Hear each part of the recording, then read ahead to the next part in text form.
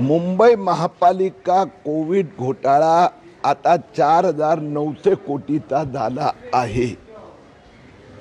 मुंबई पोलिसांनी आतापर्यंत संजय राऊतचे पार्टनर सुजित पाटकर यांच्या लाईफलाईन हॉस्पिटल कंपनीचा तपास सुरू केला आहे।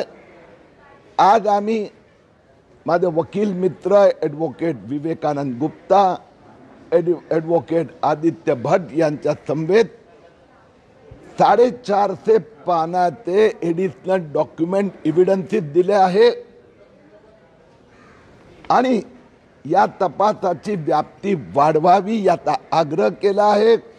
कंपनी मंत्रालय असो, आयकर विभाग असो, ईडी या सगळ्यांनी व्याप्ती वाढवली आहे, पण Mumbai police economic offence wing अजूनपर्यंत ते लाईफलाईन मध्ये अडकून पडली आहेत।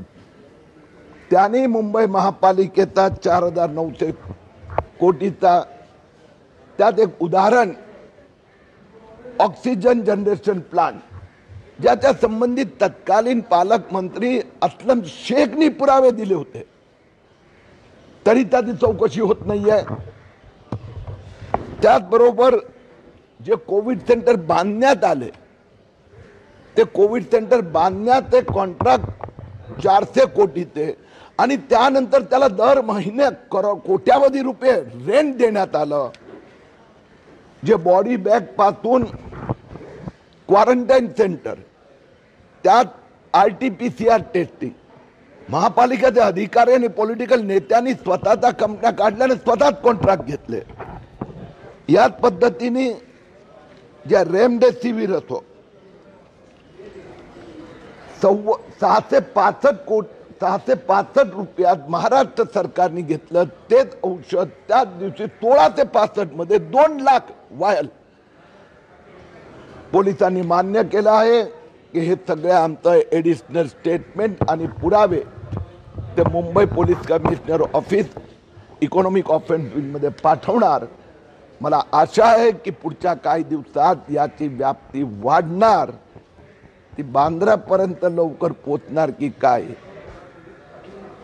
हे आता बघावं लागणार। समावेश सत्तेमध्ये झाल्यानंतर त्यांची चौकशी जी आहे ती थांबवली जाईल आणि दुसरी अशी शक्यता वर्तवली जाते कदाचित ज्या घोटाळे जे प्रकरण तुम्ही बाहेर काढता एवढ्या मोठ्या प्रमाणामध्ये उद्धव ठाकरे पुन्हा BJP सोबत येण्याची शक्यता आहे।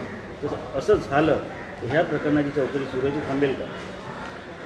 आता हे तर उद्धव ठाकरेंनी तुम्हाला सांगितलं असेल तर मला माहित नाही, म्हणून याचं उत्तर अधिक स्पष्ट उद्धव ठाकरे देऊ शकणार। राहिली गोष्ट जे घोटाळे निघाले त्यापैकी बहुतेक घोटाळ्याचं इन्व्हेस्टिगेशन पूर्ण होऊन आता न्यायालयात आहे आणि न्यायालयात हिअरिंग पण सुरू आहेत, तर त्यावेळी मी काय कॉमेंट करणं हे न्यायालयाचा अवमान होणार। आता प्रकरण न्यायालयात आहे, न्यायालय निर्णय घेणार।